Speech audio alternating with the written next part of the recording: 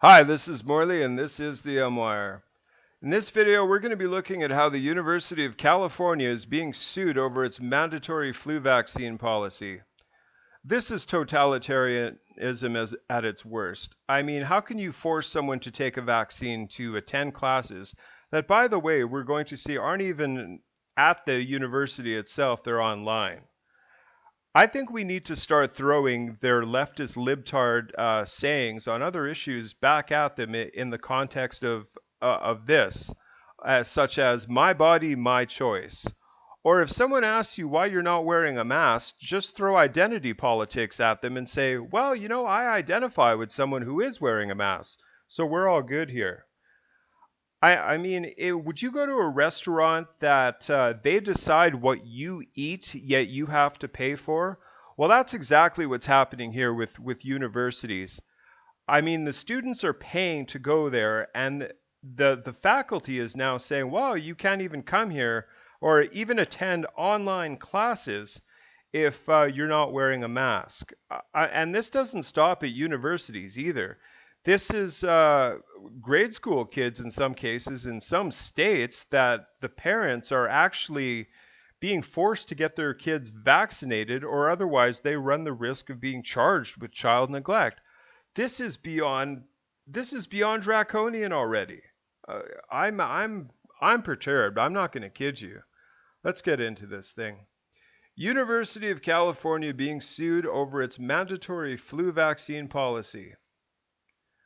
University of California President Janet Napolitano recently issued an executive order requiring every student, faculty, and member across the university to get a flu shot, and now Children's Health Disease Defense is taking action and suing the university for its ill-advised move in light of scientific evidence that flu shots aggravate coronavirus.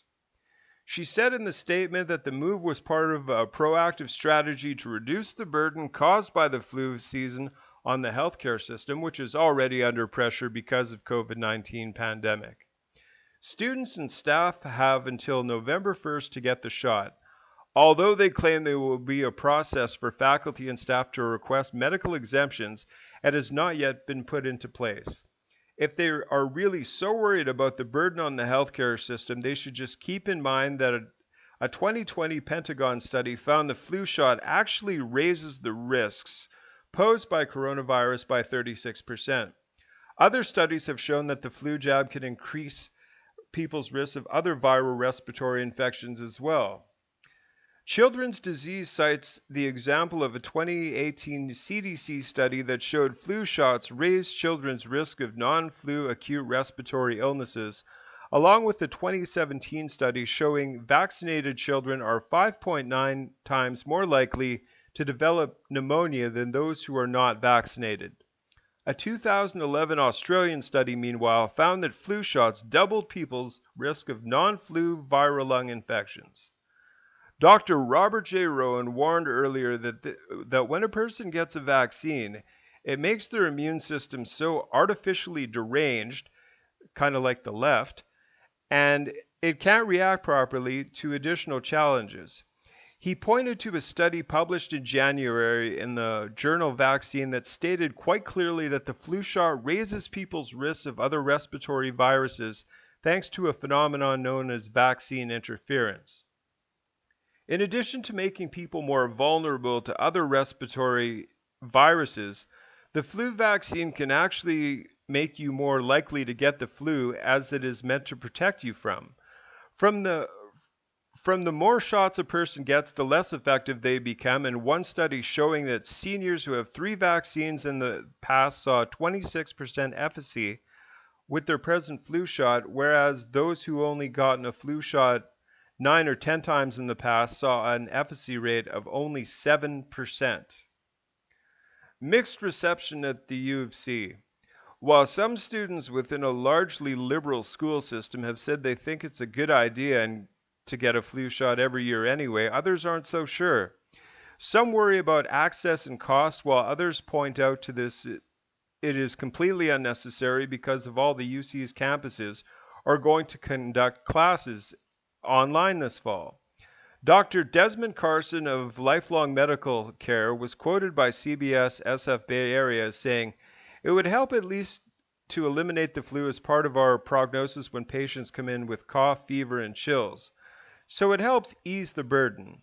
Has this doctor somehow missed the study after study showing how ineffective the vaccine is and how often it fails to protect people against the dominant strains in any given year if those making it don't get lucky with their predictions?